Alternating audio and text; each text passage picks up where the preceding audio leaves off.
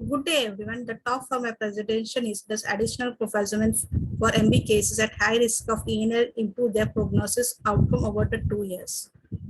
The principal investigator is Dr. V. Pai, Director, Bombay Leprosy Project, Mumbai, India. Co-investigator is Mr. John Samadar, the Leprosy Mission International, Bangladesh.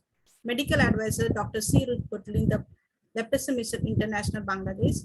Statistical advisor Pauline Shibak, London School of Hygiene. Research Assistant Anju Wakade, Bombay Leprosy Project, Mumbai. We gratefully acknowledge the Leprosy Research Initiative and the Tuning Foundation for their financial support. The key point talks will cover background, hypothesis, study design, progress till date, relevance of the studies, risk of the study, measurable outcomes.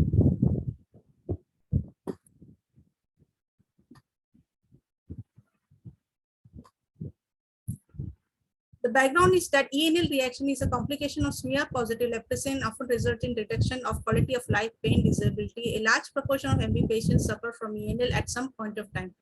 The problem is that high dose clofazimine is widely used for chronic recurrent ENL reaction, but there is insufficient good evidence supporting this practice. The main hypothesis of the study is that high dose of clofazimine for 6 to 12 months will result in an ENL suppressive effect and a steroid sparing effect over 24 months from its commencement. The primary objective is to find out that receiving additional clofazimine for at least 100 mg per day for 6 months in BLLL subject will reduce the risk of recurrence and disease severity of ENL as compared to those on standard treatment in patients. The secondary objective is to compare in two groups incidence of new nerve function impairment and change in health-related quality of life. The design is a randomized open-label controlled trial with intervention and control arms at two centers looking for superiority of intervention or control group using the intention to treat analysis method. The research sites are Bombay Leprosy Project in Western India covering 2 million population, predominantly urban population of Mumbai, Maharashtra state. The Leprosy Mission International supporting international leprosy program by enhanced leprosy control activities in several urban areas of Bangladesh. The study population included will be 200 smear positive patients, of which 80 will be from India and 120 from Bangladesh. And they are the patients who are registered for WHO MDT, multibacillary MDT as new cases or confirmed relapse cases. Only patients who are within 24 months of starting MDT will be recruited in the study.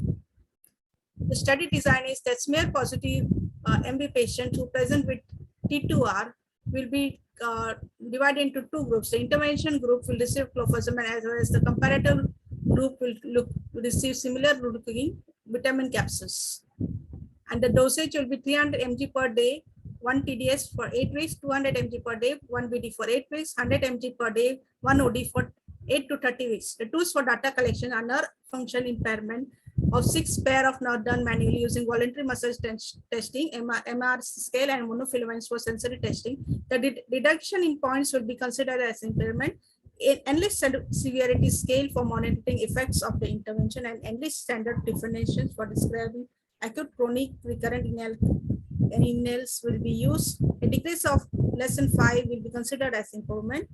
The HQOR measured by SF36 will be measured as an outcome to assess the impact of ENL on the patient's life, and database forms for analysis of patient data has been specially designed by the IT students of Shah and Anchor Group.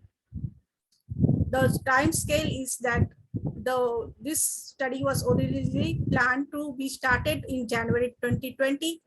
However, due to the COVID pandemic and unavailability of clofazimine, we have not been able to start this study till April to 2020. However, the good news is that post this presentation, we received clofazimine and we have now initiated the study at India Center. Difficulties was, as we had mentioned earlier, that there was unavailability of clofazimine in market in India and elsewhere, and also due to COVID pandemic in Mumbai and Bangladesh, the restriction in place and community water works was hampered to a considerable extent, and survey activity of new patient reduced. Follow-up of patient has also been impacted. However, till date, both the centers have identified enrolled patients and conduct baseline investigations and familiarize them with the web-based database. They are practicing the use of ESS score and SF statistics for the patient assessing in routine care settings.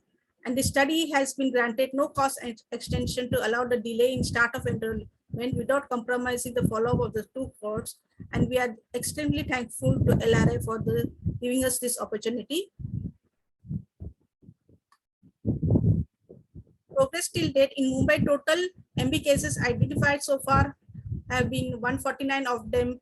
88 were smear positive and 36 had at least one episode of ENS, 16 had T1R, and up till now 76 patients have been assessed. In Bangladesh, the total MB cases identified were 119, of them 32 were positive and 4 have at least one episode of ENL. Epidemiology of the enrolled patients was analyzed, and we have found in that more smear with BF more than 3 plus was male were 60 and female were 18, and total 89% had a BF more than 3 plus, and BF less than 3 plus was 10%, 11%. The male to female ratio was male 28 were with BI more than 3 plus, female 8, and their total 41%. The ESS scoring of the eligible patient enrolled till December 2021 were assessed. In T2R cases, the score of less than 9 was found in 25%, between 10 to 20 was found in 61%, and more than 20 in 12%. The patients presenting to T2R were treated with various different regimens as per the severity of the scale. And we have compared the ESS score at baseline and post 6-month interval in T2R patients treated with various regimens in India. And we have found that clofazimine, the patients who were treated with clofazimine and prednisolone has shown the decline was 50%, with prednisolone it was 60%, and in thalidomide it was 75%. However, more this patient needs to be followed up further to assess the impact of the treatment. The patient details have been entered in a specially made database forms. The relevance of the study, a favorable outcome of the study will lead to better management of ENL reactions and greater availability of clofazimine. Thus, we trust that leprosy affected patient will in future benefit from the research with evaluating the suffering, disability, and economic loss resulting from ENL reaction. The risk of the study is the high dose clofazimine may cause abdominal pain, and it will be monitored and treated by physician. And if it persists, the patient will be withdrawn from the study. The clofazimine also causes a social problem due to pigmentation, but it is reversible after stopping the treatment. And we plan to study this factor by scale device to assess the same. The short-term outcomes: mean time to next flare of ENL, mean duration of first episode, mean severity of next flare of ENL, medium term, proportion subject with at least one new episode of ENL within 24 months of follow-up period, recurrent or chronic, mean total steroid consumed in first and second 12-month period, proportion of subject in more than 2 grams steroid consumed in first and second 12-month period, proportion of patients with uncontrolled ENL, mean total duration of ENL episodes over next 24 months, long term, mean change in the HRQOL from baseline to end of the 24-month follow-up, proportion of subjects with reduction in nerve function from baseline to 24 months, proportion of subjects who died of steroid-related or ENL-related causes in 24 months of randomization.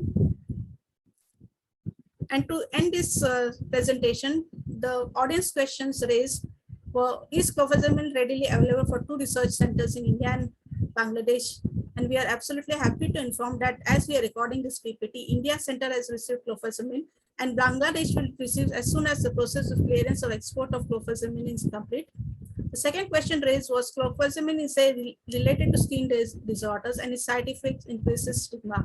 How this will be handled by the authors? The patients are counseled about pigmentation caused due to CLF and explained about the benefits of using the CLF for controlling the reactions at our center.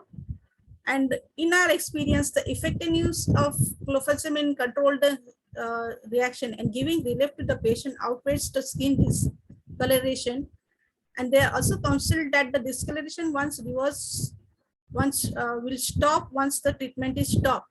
So the patient are convinced and they are getting a relief from this. So they agree to participate in this. Is clofazimine skin pigmentation, participants' perception and outcome measure? Yes, we will assess the skin pigmentation and participants' perception. Thank you.